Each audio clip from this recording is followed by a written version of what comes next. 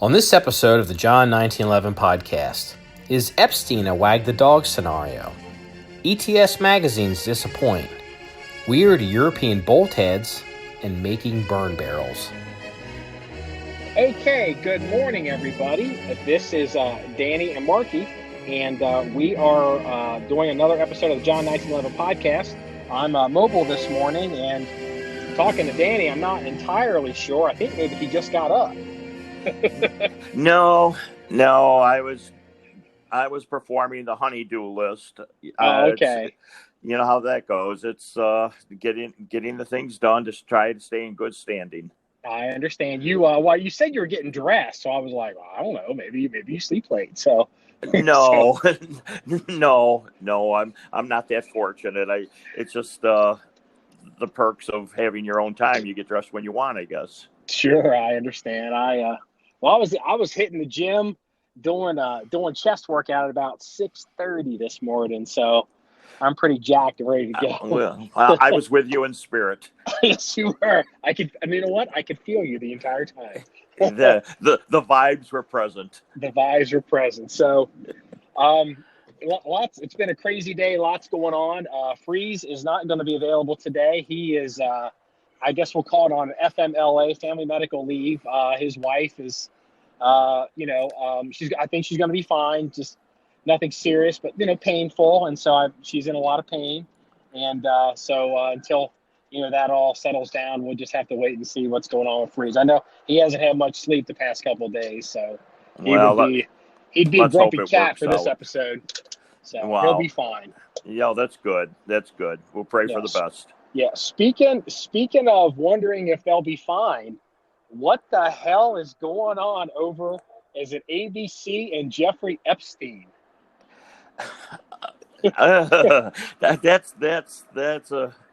That's pretty good. I'm actually surprised that the leak occurred, albeit 3 years later, and I think they're scrambling to cover up like you've never seen.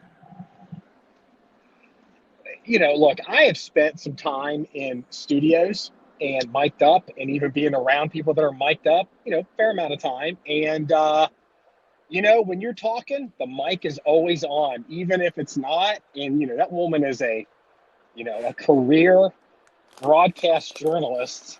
Nothing is ever said. She would not be sitting there in the studio just spontaneously uttering her preference for cucumbers. Yes, I agree with that. But what's funny is the timing of which this surfaced. That's suspect in my mind somewhat. It's these hot mics, let's just say, surface, and then you had the Trump leaker just surfaced. It makes you wonder if this is something to direct people's attentions away.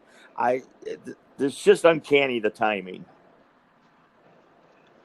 Well, look, I mean, the whole timing with the Jeffrey Epstein thing, when it happened 3 years ago, it's not that hard to figure out. I mean, forget the whole Jeffrey Epstein is this jet setter man of mystery that moves in the Hamptons and moves around in Palm Beach and in the south of France or wherever he happens to go, and all these conspiracy theories about how he supposedly made his money, which we can talk about.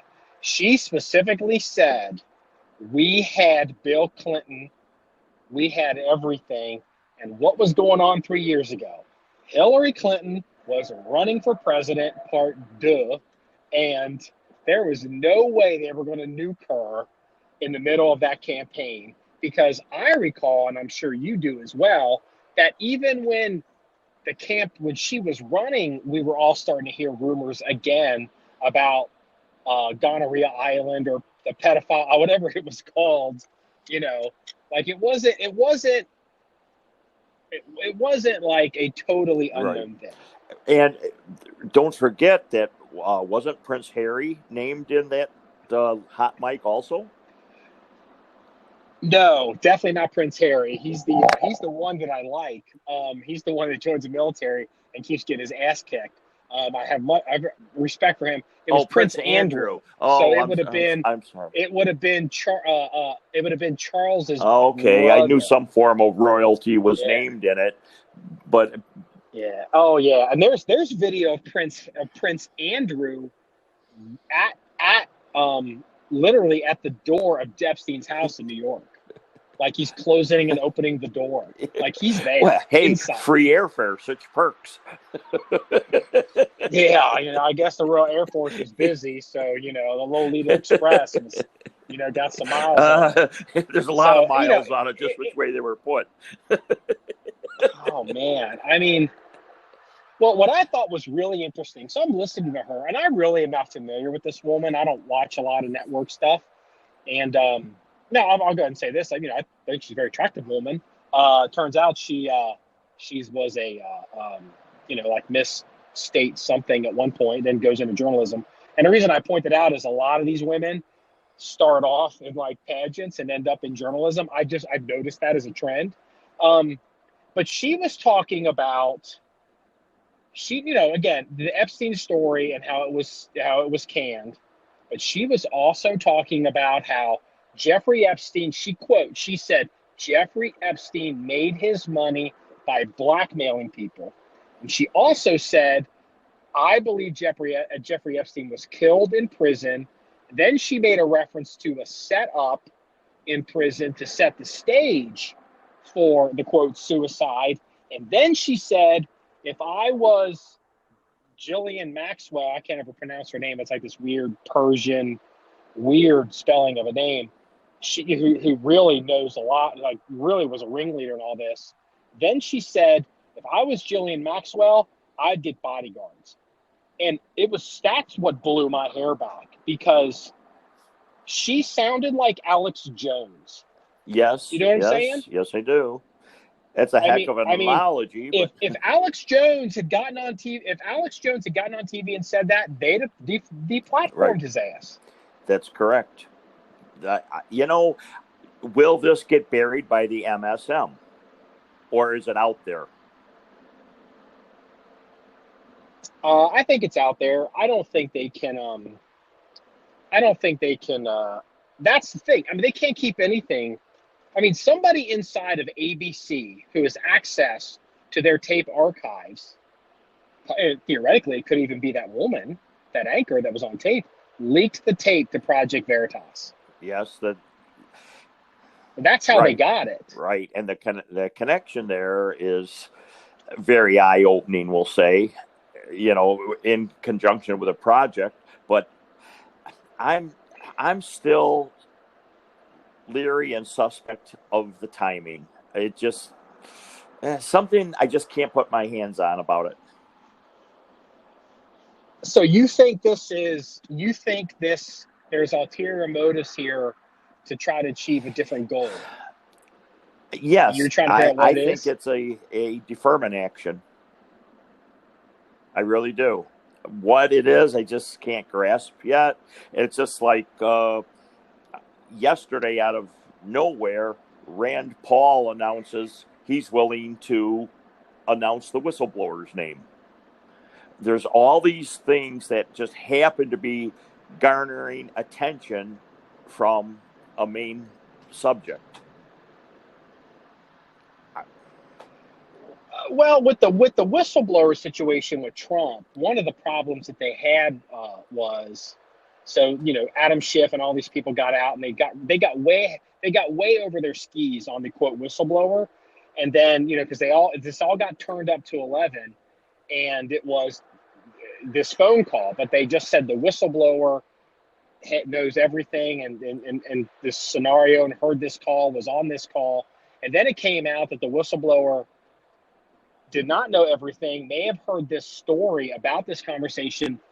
I've even heard third or fourth hand away, and then did not actually know. So like the initial impetus to launch this investigation based off the quote whistleblower, the whistleblower was being discredited. And so they went out and they scraped up a second whistleblower to I keep seen it that. alive. I think it's a moving goalpost to try to keep it alive so But they can keep going with this what is impeachment. totally So ironic to me, and I'm sure a vast majority of Americans, is that the Democrats are proceeding to impeach Trump for an investigation that never happened and monies that supposedly were withheld that were not withheld. So there's two strikes against the Democrats. What actually tangible evidence is there? well, I think you're making a good point. I think nobody wants to really say this. I think the point of the impeachment, the real point, is to have another Robert Mueller version 2, so they can have all these leaks and all this mud throwing for the next year. So it's a new investigation. So because because that was pretty But successful on I don't slamming think Trump. the And current AG will appoint a special investigator this time. oh no, they're not. Well, they're not. I mean, it's Congress is doing it. That's why Congress is running the impeachment, because the Justice Department can't stop it, because they've already shot their load, so to speak. Politically they can't. They're not going to be able to fire up another one. But what was interesting about, if you think about what was really going on, so for 2 years, or is it three, the Mueller investigation was researching and looking into the 2016 election and what went on in corruption. Trump, apparently, at least half of the conversation was looking into, with the Ukrainians, the 2016 election and what went on, with Biden administration. Because let's not forget, the one guy who went to jail from the Republican Party, Manafort, he wasn't paying taxes and was hiding money that he was taking in bribes from Ukraine. This impeachment about the Ukrainian phone call actually is a direct result of Mueller's uncovering. You could certainly make that argument, which is That's really very interesting, because the Justice Department, and Trump is the absolute head of the Justice Department, conducts active investigations and actually is invested in the idea of making sure that American money and American foreign military aid and American relationships and Americans are not involved in corruption overseas. Now, let me bring this back to like a gun context. I remember as a SHOT Show, I don't remember how to even work that SHOT Show, but I think it was Smith & Wesson. There was a big sting operation, and the ATF and maybe even the FBI at SHOT Show arrested a bunch of people from, I think, I'm almost certain it was Smith & Wesson. Maybe it was SIG. I could have that totally wrong, so I'm going to leave my options open on that. Maybe it was SIG, but I think it was Smith & Wesson. They had set up a sting, or they were aware of a scenario where, some guy, some military officer or some government official representing some foreign country like Zimbabwe or whatever, I don't know what it was, basically said, hey, do you want to sell guns and get the contract for my government's service pistol or service rifle contract? And they were like, well, sure. And he's like, a bonus would go real well towards, a bonus for me would go real well towards you getting that. And I think they agreed to it.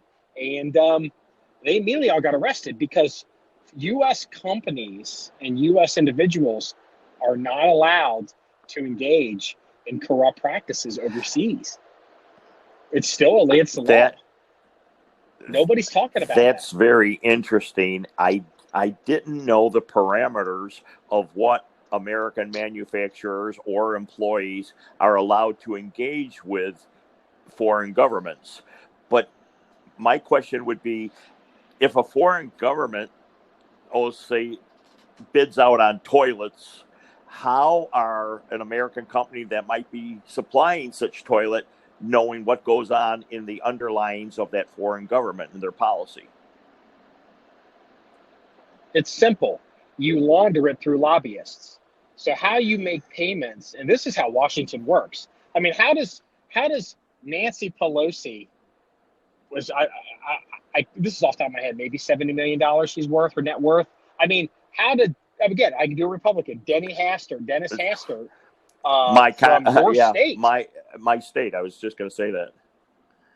Yeah, he was Speaker of the House for a hot minute, and when he went into Congress, Denny Hastert, he was a high school wrestling coach, and then when he left Congress, he was worth millions of dollars. And I don't mean like $5 million. He invested wisely. Well, $2 million. Yeah. Well, what had happened was, I recall there was a highway there. So he basically wanted to run some connector highway between two other roads.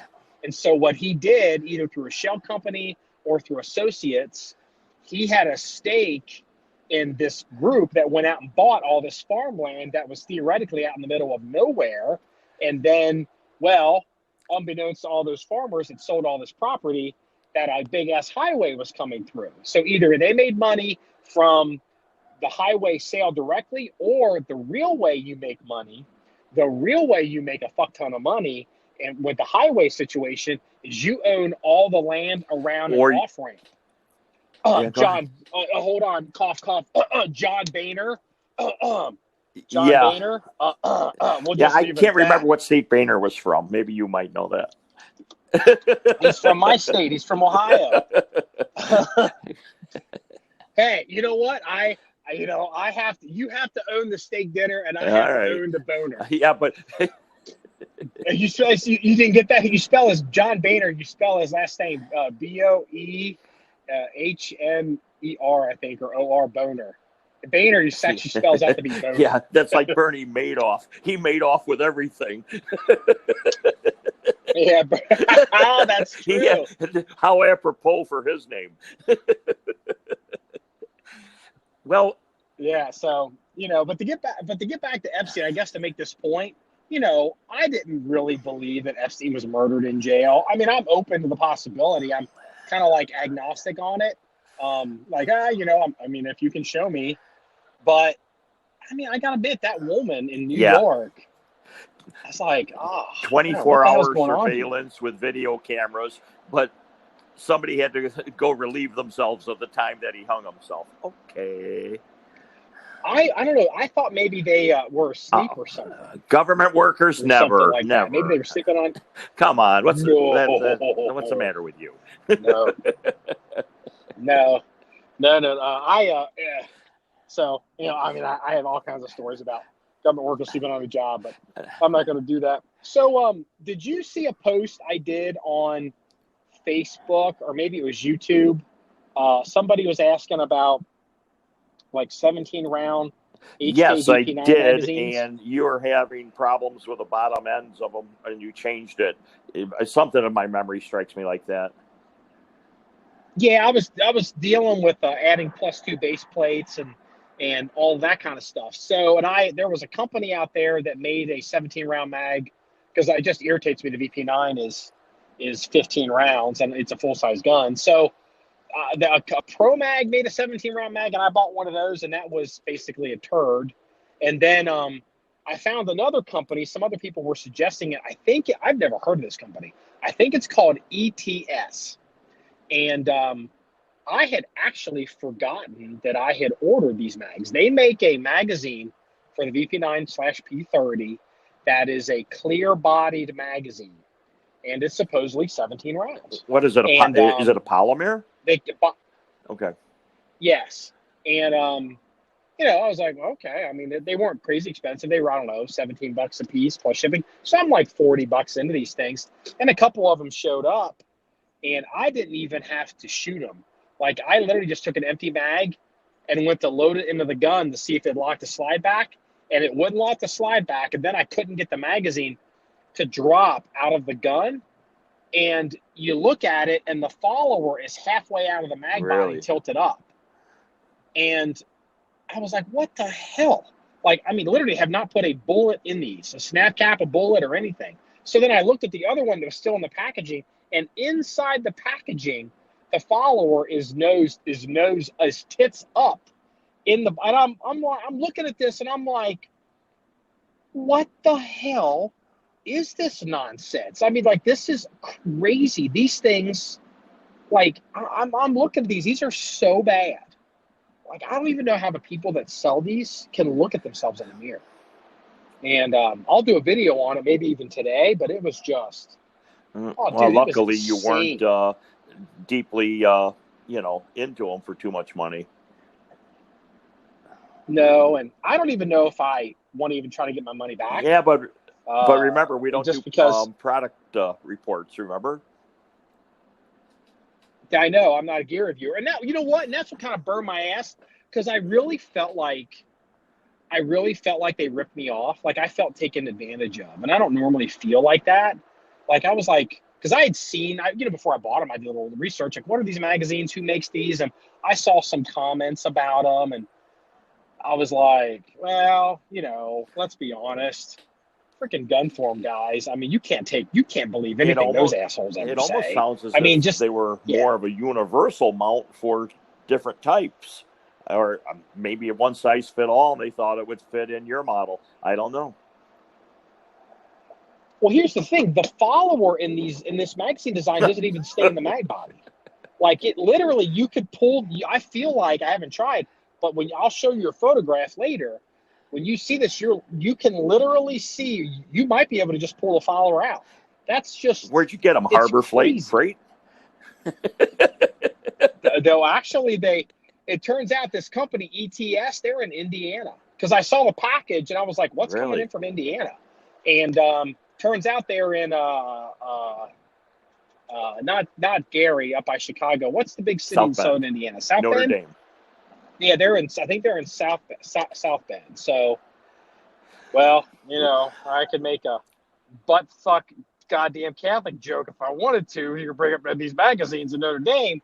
I'm Catholic, so I can do it. So, which was the brand of the video you did of the ones that fit the aftermarket ones?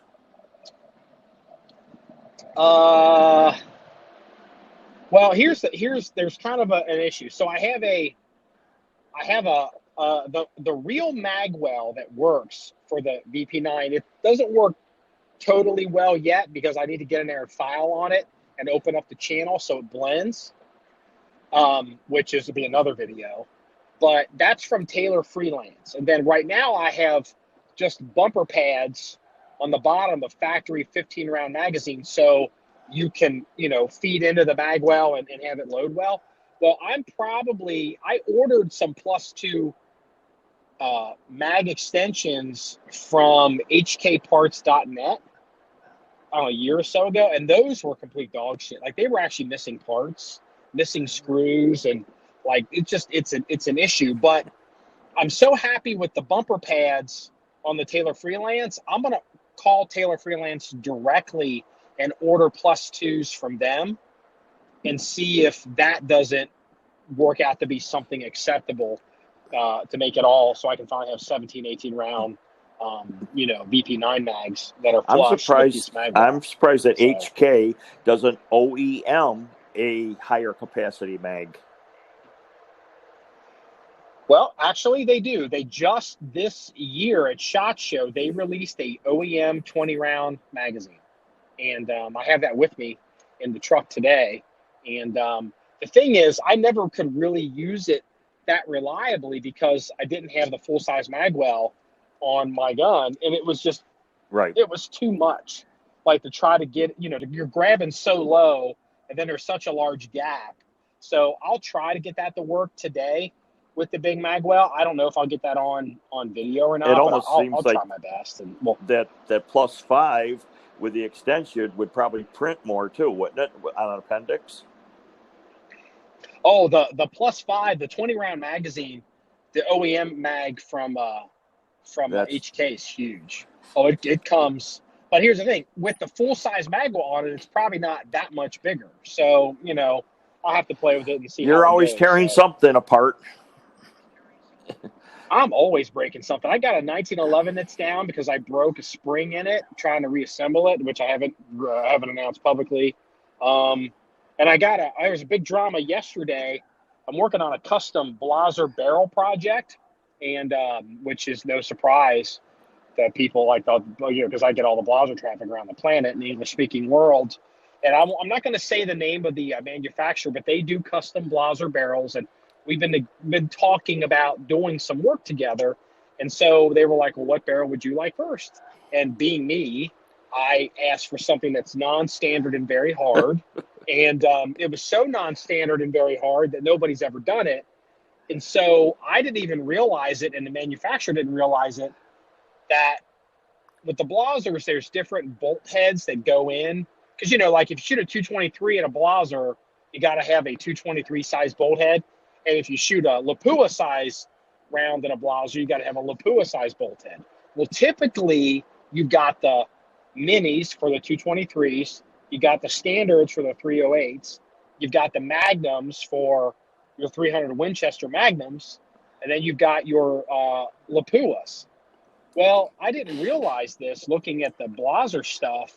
There's like 2 or 3 extra bolt heads for an R8 that I didn't even know existed. And I had to scramble yesterday to find one on the planet and have it overnighted to the manufacturer, because they can't finish the barrel until they know the headspace. And it turns out they were like, holy shit, this is even taking a different bolt head. And it was like, oops, I didn't know. Sorry, guys. And that was like a big old hoot nanny, and got it all squared away. What is the standard on the blazer? Pretty much the 308? Yeah, I mean, like most people in, blazers, the blazer R8 is kind of like a hunting gun. The blazer R8 in Europe is like the Remington 700 in the U.S. It's probably the single most popular bolt action gun in Europe. There might be some people in Europe that may disagree with that, but they would probably lose that argument.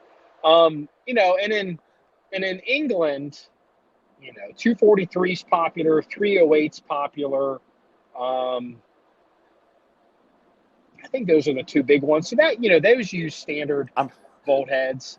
And on the continent, there's maybe a 9.3 or something. There's a few European calibers. 45-70. They're not popular. Well, actually, no, you can't. Yeah, you can't do 45-70 because of the rim.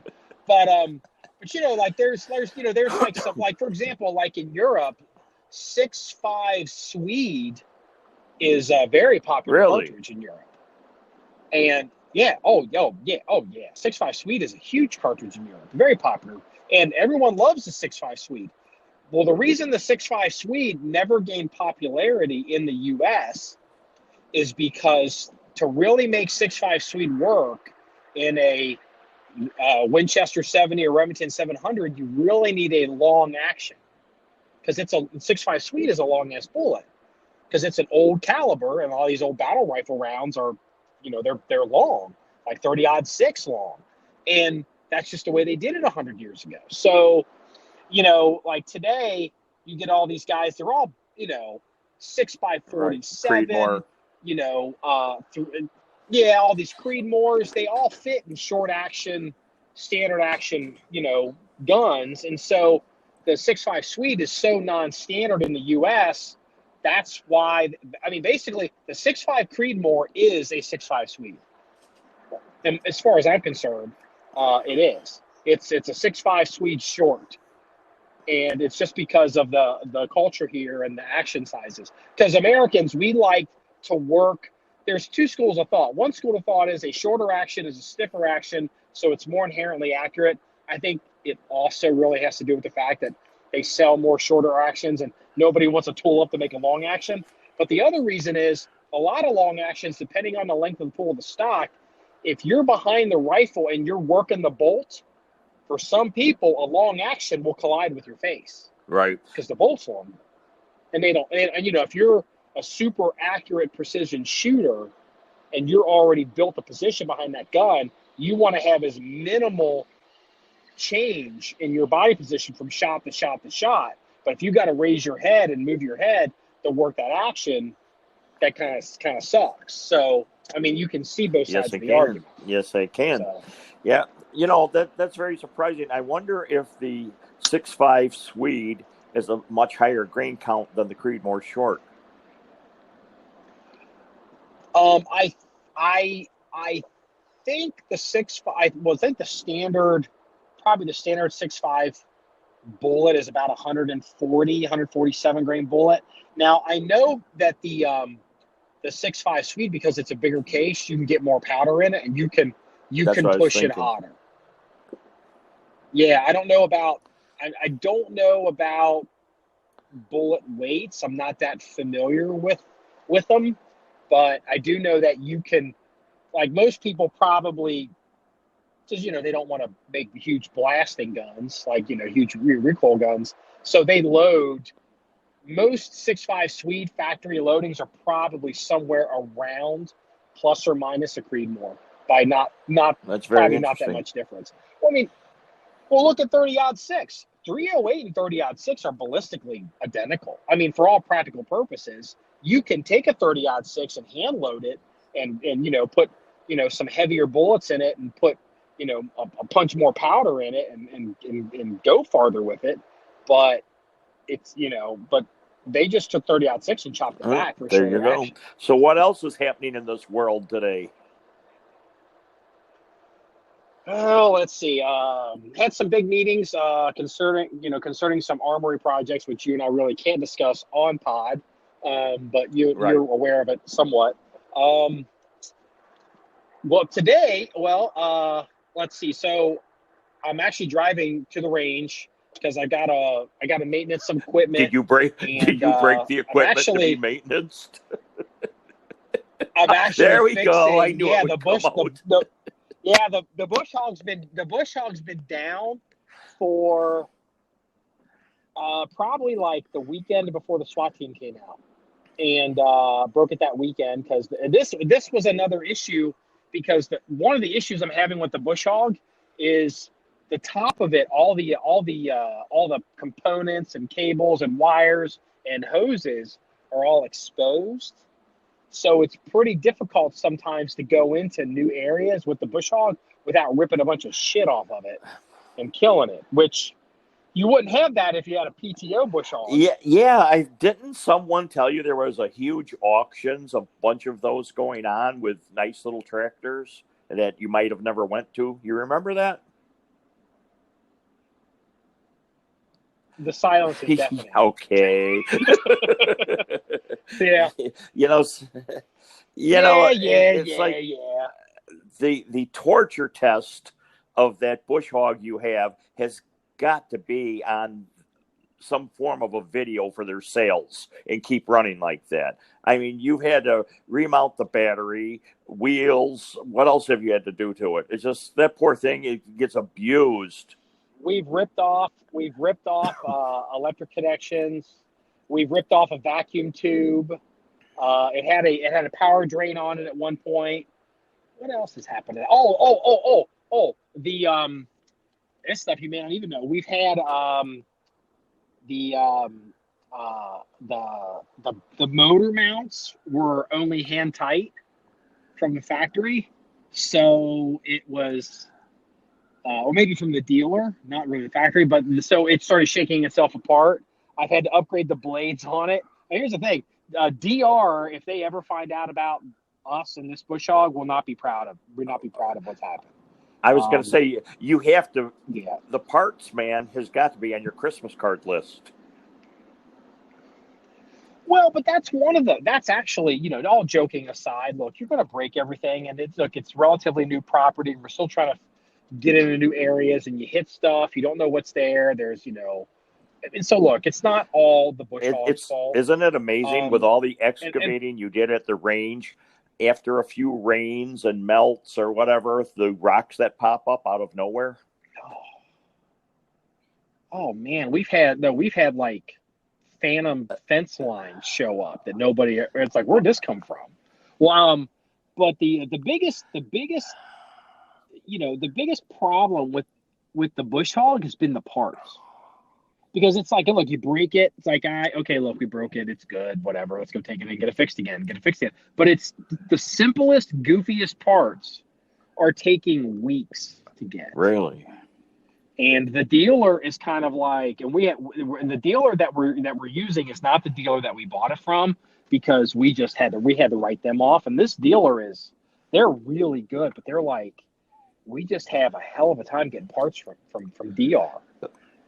Because I think Generac bought DR, and so now they have to go through Generac, and Generac's supply chain, I think they told me they have to send faxes to get parts. That's insane. It's crazy. That there's nothing behind the counter you could run in and get.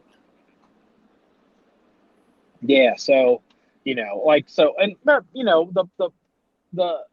the argument for a PTO bush hog was what you were saying. It can handle everything. The argument against it was, number one, I'm not really a tractor guy, but the other thing is this property has so much roll in it. You roll a tractor. We had a couple farmers that actually wouldn't cut it. They were like, "No, we're not going to pull hay off that." Because there's the barometer test. Yeah, so a couple farmers were like, "No," and we had this one guy. He was like, "Yeah, I'll cut it." And I was like, "Well, how much you gonna be?" He's gonna be like, "Yeah, about $600." And it was just like, well, shit. It was like, well, I mean, not the $600 is a fortune, but I need to cut it more than once a year. And the thing is, if we have our own bush hog and it's a pull behind with like a UTV that we can kind of get into places, like here's the thing, the ideal place would be where we were set up wise would be we're out there, maybe there's some guy shooting, maybe it's even, somebody semi-professional. And for some reason we decide, oh, this section of something right here sucks. So let me, hold on guys, take 5. Let me get the bush hog out and knock this down for you. You know what I mean? Where like if you got an outside contractor that's got to come in with a flatbed and all their equipment to do it, you can't do boutique work like that. Yes. So you obviously understand that. Yeah, I'm basically used to a tractor with 3-point hitch and a woods deck behind it. It'll mow anything. But you're getting up into the upper dollars also. Yeah. Like I love the ones where like I see them on the highway where they reach over the they're called a boom mower. Oh, I love those. It's like a bush hog. It's like, holy shit, that's awesome. That's what I need. So I could just see you breaking that for freeze. Well, yeah.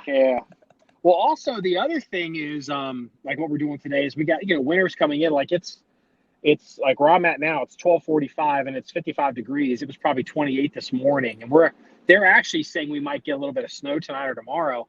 But I've got to set up a couple burn barrels on the property so people can stay warm.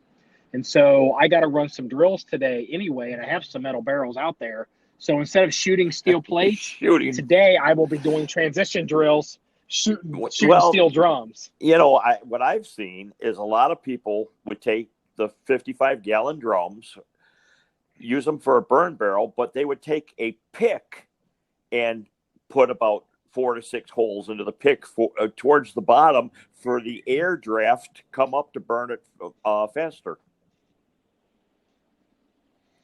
Yeah, that's where I'm going to do that, but I'm just going to do it drums. We're just going to test everything on that. The HK new bag, the 20, everything. It's yeah. Every round I fired today will probably be going to. It'll be well ventilated. Yeah, so I don't even know. I guess I don't know if I need holes in the floor of it or not. Well, remember, a fire draft something from the bottom. If you only have holes in the middle, you're going to have a lot of unburned stuff towards the bottom. So maybe about 6 inches up, you would want to start, with your precision aim and go up from there. Okay. I just didn't know the actual floor. No, not the floor. If it the floor needs holes in the floor. So this is all side only. Okay. Okay. That's what I was hoping. I even have to do the GRS Ragnarok chassis. I need to do some position shooting with that today with a lightweight barrel just to prove out the concept. And I'm not going to, I may, I could maybe set a barrel up at 100 yards just so I don't feel like a douche. But I may just do position shooting at 50 yards in the pit with that rifle. just to put every bullet I can. You know what? Actually, with that gun, I may even put the barrels back to back and shoot through they'll both be of them. the lead will be rattling around pretty well. Well, it might go out of them if you shoot two of them, though. Hey, what Ocean don't That's know, right. Ocean don't care. But watch your satellites over your head. Oh my gosh. Yeah. Speaking of that, like when you and I were talking, when we were doing a lot of the heavy construction, you know, one of the big concerns was that the state would see all the dirt being moved and want to come in and, like, you know, shut us down. You know, because, you know, we need, you know, I don't know, like they're afraid we'd be sliming out, you know, everybody else because of the mud. But, you know, So it's really, they're really not that bad from what I've heard, unless you're in a floodplain. Then they seem to watch you a little bit more. Oh, well, see, I'm definitely not a floodplain. You know, because the floodplain, you change the natural flow. You know, you could upset the erosion, this, that, all the other type things. And, you know, drinking waters being lower, things like that. That's what I've seen in my time. It's more if you're in a floodplain. Of course, you moved a lot of dirt, though. I'd like to know the cubic yards that you actually moved. It's got to be in the millions.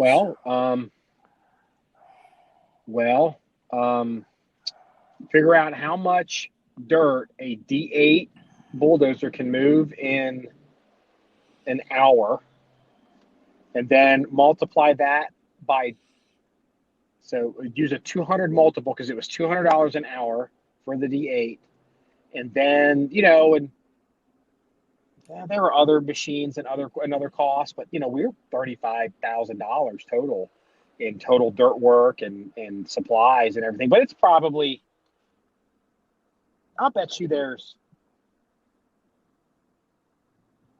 $20,000 on that D8. So you could probably. Did they have besides the D8? Did they have the smaller trim dozers for doing the berms and things like that? Oh yeah, they had Bobcat. They had a couple. They had a Case. They had what else was there? They've even had like disc stuff for like, you know, kind of getting them prepping the ground for grass. And yeah, they ran a lot of equipment out there. And like did we use a crane? I don't think we used a crane for the we didn't use a crane for the shipping container, but we considered it, maybe stacking 2 or 3 shipping containers, and they do have a crane as well.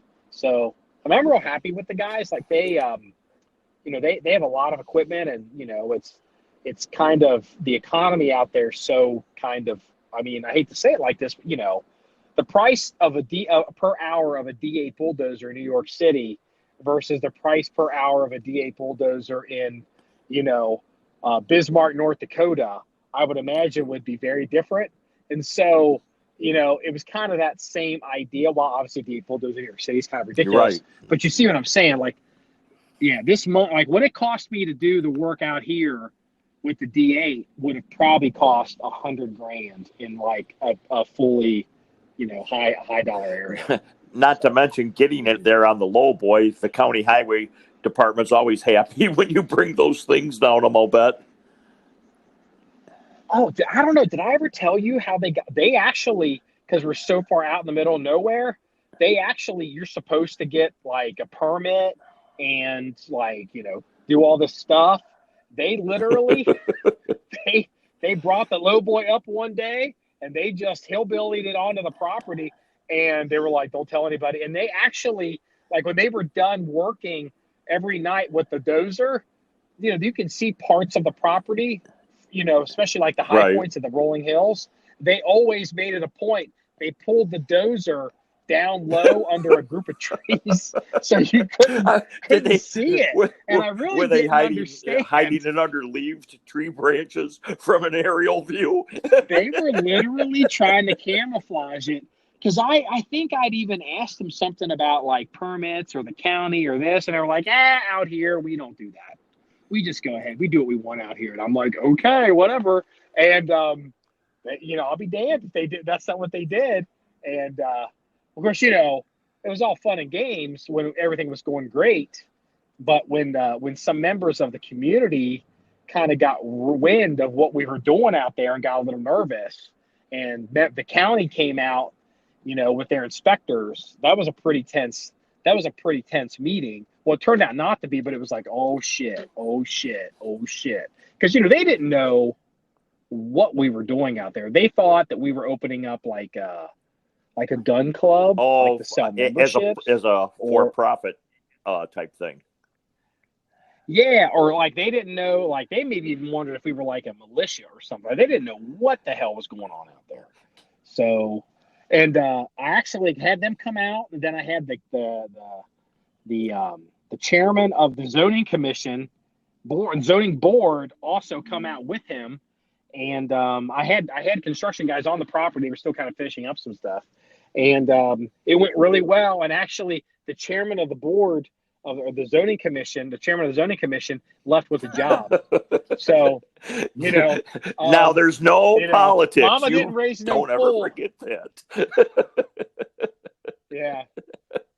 The local sheriff probably got the largest donation for his reelection campaign for his entire like campaign budget. I didn't realize it at the time. But see, I just made a nice little donation. I had a meeting with the dude, and I forgot or didn't appreciate that, like the dollar out there goes a lot farther. And the donation, like literally his eyes, when he opened up that envelope, he was like, it was a check. I mean, it wasn't like, I'm not Vice President Joe Biden. So I can't send the dude cash. But it was a check made out to his reelection campaign, and his eyes were like about bugged out of his head. And all of a sudden, he got up, and he was on my side because he knew that we were for real, and we were building this for law enforcement's benefit. Doesn't his department have access to it if they need it? The range, that is? They do, yes. They have used it. They have used it on numerous. Oh shit! Is this a train coming? Hold on. Okay, hold on there. I just almost had a little. There was a weird thing with the lights and at the stoplight, and I was like, "Oh, the protected left arrow must be out," and people are making the turn, and I didn't realize that you're actually turning into a railroad crossing, and so the reason the left arrow protected left doesn't work is because there's going to be a train coming.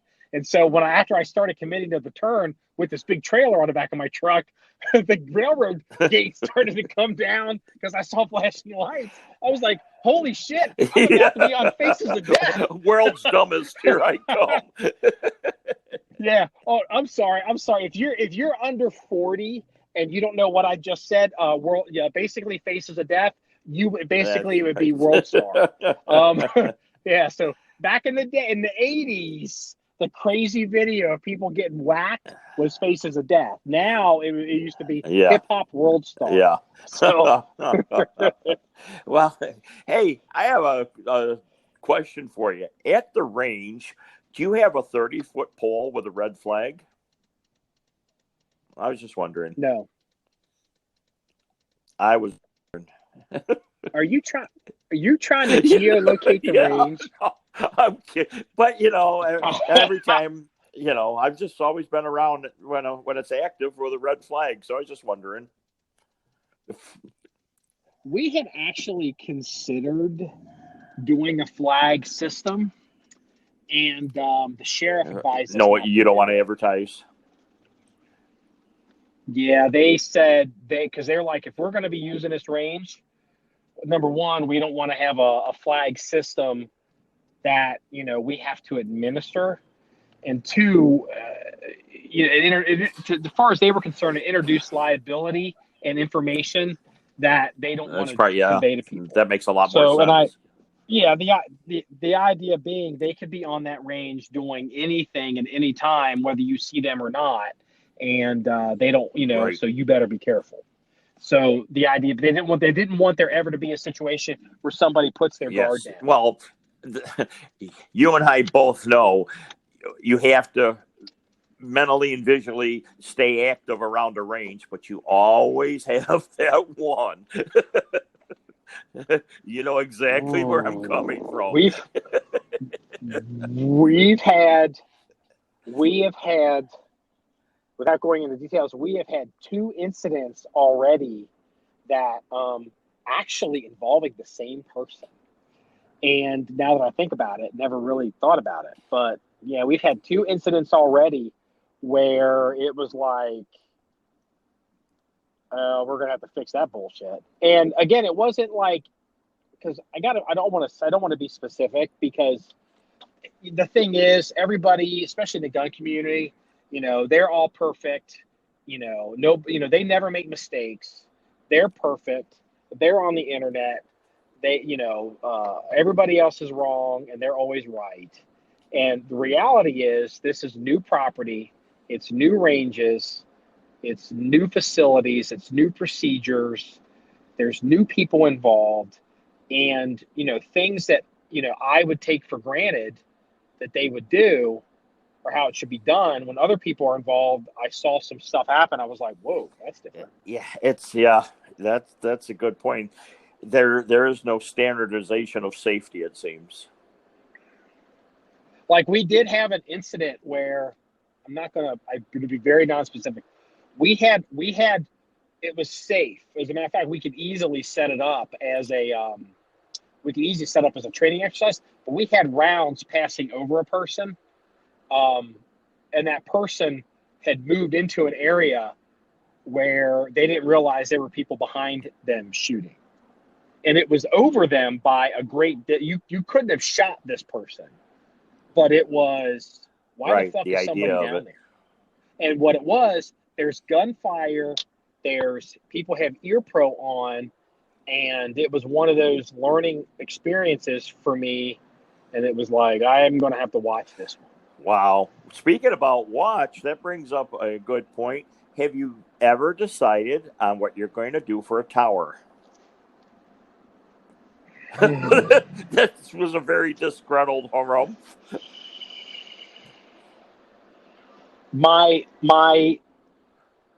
I guess we can talk about it on the podcast, because it can't be specific, but I can somewhat. My first choice right now for the tower to get to 1,000 or 1,100 yards, or possibly even longer, is to buy the farm next door. Okay. And I've been unofficially discussing with the farm next door what they would want for their property. And it's about $330,000. Wow. What do you want to build? Like somewhere in the mountains, a forest ranger tower that could look for forest fires? One of those giant ones? I actually did find some of those for sale, and it's not economically feasible. The thing is, I'm putting off building a tower until I get some clarification as to what will be possible with one of the next door properties. So the process of possibly taking over a farm next door, which is the farm where the cows came across from, would be at least a 2-year process. So we're negotiating it. We've tentatively negotiated the first step now. I negotiated about a month ago, and that will go into effect spring of 2020, which would then carry me through for the next step into early 2021. And at that point, sometime by 2021, I would execute the rest of it to assume the rest of the property. And the reason I have to be oblique with some of this is because it's a family farm that's been in the family for a long time. The owners are getting up in age. They're considering estate planning. They're having issues with their tenant farmers not maintaining the property, which is why I've got cow shit on my farm. And so, it's opened up the door to having this conversation. But as you are aware, that I can't go into right now, I'm in the middle of some armory projects for the next year that preclude me from being able to make some of these I can't say right back now. burner, but how many burners do you have going at once with irons in them? I mean, I've always got projects today. I've always got projects within the month. I've always got projects within the year, and I always have projects within a couple of years. I'll just my whole life, there's just always stuff going on because you just got to fill your time. I mean, well, here's the thing. The process of even acquiring this range that we built, that was 2 years just finding it. Did you see that video of them pulling the safe out of the wall that I sent you? When did you send yesterday or the day before? They were just, and No. The caption is, they had one of the biggest wreckers I've ever seen, and they're pulling an old safe out of the back wall of a bank. And my caption was, when Marky ever decides to move from the present armory. And it was actually, it's on a Facebook private message I sent you. Okay, well, Freeze probably opened it and saw it, so I didn't see it because I've been in a lot of meetings. I'll go. So was it an actual? Because most banks actually have usually cement room or brick room. They jackhammered all of the concrete out around from the back wall to get to it, and then it must have taken them 5 days to drill a hole. It looks like they put a cable in with like a big rod of steel to where when you pull the cable, it would go vertical to hook inside to pull it, because there's no other way that they possibly could have attached it to anything. I can't think. It's how they drilled it. You can see the hole in the video, and from what I have talked to, my son is actually an operator of heavy equipment. He goes, "Oh yeah, they get a 2-inch solid cast iron rod. They put it through the eye loop of the cable, and then as you start pulling, it works, as the wedge to pull it out." And I wasn't aware of that. That's interesting. Huh. Yeah. Did I ever tell you that it was earlier this year? It was one of those deals. So, and then we're gonna have to get off because I'm probably gonna lose you. But once the things kind of settled down with the with the range in the area and the politicians and the community, I started getting calls from people asking if there were things I would be interested in investing in. And this one group called, and they unsolicited, mind you, they're calling me. And so there was an old bank with an old vault in it, and they were like, "Would you want to buy this for your business? You could probably use a vault, right?" Just their business community was reaching out to my office to see if we wouldn't open up in the town, so they could increase their tax base and have more people in town. And it was like, well, I went and looked at it and we talked about it. It's like, I don't know about that. And then the other one, hold on, this one's even better. I never told you this. This real estate agent, she calls me out of the blue. This was only maybe a couple months ago. And she goes, there's a unique piece of property that I have a listing for, and you're the first person I thought of. Now, mind you, I don't really know this woman. So what it is, it's an old U.S. government Nike missile battery. And it's got all this underground shit in it. Does it come with a silo? It does. It's got underground. It's the whole facility's underground. It's got the missile rooms. It's got bunks. It's got it's multiple levels. I think it's got its own water supply. And so, and it's like, would you be interested? And I'm like, well, I mean, I said that would be cool if it was on our range, but what would I do with this? 2 counties away, it's like, all right. I mean, it's just, I get these. Well, I got off the phone and I remember I called my lawyer. And I said, and I was like, people must think I'm a fucking lunatic.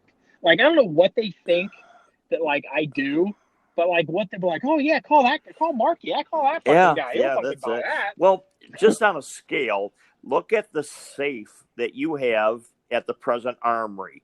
Now, and the weight of that thing alone, times that times a complete bank vault. Could you imagine moving that thing? Well, we have multiple at the current armory. We have multiple. I have safes. People have seen them. Some of them.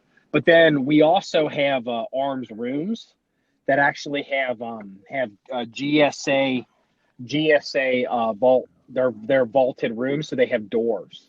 So, and the thing is, these are in place, and these will never leave the facility. Because it wouldn't be worth it to rip them out and try to move them. So, like, if we ever moved, those vault doors will stay. And how heavy are those things? Yeah. The modern ones are not that heavy because the construction, things are different now. Like that's one thing you learn when you kind of get into this a little bit, because if you need it. Government certified doors for various things, they are more designed to be secure. They're designed for control, for people to have control, the right people, the wrong people. So like if people were to show up and need to, here's a perfect example. Just again, this isn't my example. This is just to prove the point. Navy SEALs go to Blackwater and they want to go shoot. Okay. Like we're training, we're into SEAL Team 6 and we're going to do whatever. They bring all their guns and whatever that is, whether it's handguns, rifles, it could be explosives, it could be, rocket launchers, it could be all kinds of shit. Well, when these people go to bed at night, where do these guns go? Well, people are like, well, they just take them with them to their rooms. If there are rooms, or what if they have to stay at a hotel? Here's the thing. So, like you're going to have guys sleeping with rocket launchers, like they're drinking, having dinner, and there's rocket launchers. The government doesn't really like to do shit like that. They like to have systems in place. Okay, all the shit goes in here, all the big shit. And then like the commanders have root keys. Like the dudes can have rifles and have their guns, but the more they have, the more it has to be accounted for. It's not as all, it probably changes with different units. Like I'm sure the higher up you go, the more loose it is. But, like you can have just to prove a point. Like, okay, LAPD SWAT team, they show up someplace to do training off site and they have to spend the night. You think LA City Council is going to let these guys keep all the crazy shit they could possibly have at the Howard Johnson? There's just no fucking way. Because even if they trust them, what if it gets stolen? What if it gets lost? And here's a story. This is just to prove a point. A facility that I used to work at years ago, that actually happened. Dudes were staying at a freaking hotel off property, and they're all with all their guns. And guess what a lot of these guys do? They leave them in their cars. And one night, all these cars got broken into, and all this equipment got stolen. And it was a fucking mess. It was a fucking mess. Because it was a mess for two levels. Number one, it was a mess because all this shit's gone, and you got to, account for it, and you got to, police reports, and, and whose property is it? Now they're in the community, and everyone's all up in arms. But then the other problem is these guys have shown up. They're on deck for 2, 3, 4, 5 days to training, and half of them don't have guns. Really? And now you're scrambling to find them because all their guns were stolen. This happened. Yeah, so it just kind of happened. So, I'll tell you what, Danny, we're going to have to wrap this one up because I'm about to get into very bad I was going to say you're area, actually and so starting to break somewhat here and there. Okay, well, this wraps up this episode of the John 1911 podcast. If you want to see stories or links or pictures of things we talk about, go to our website, john1911.com. That's JOHN1911.com. Remember, it's all about shooting guns and having fun. Everybody, bye-bye. Bye. Say bye, Danny. That's twice. That's twice. Getting it, everybody. I'll see you. Bye.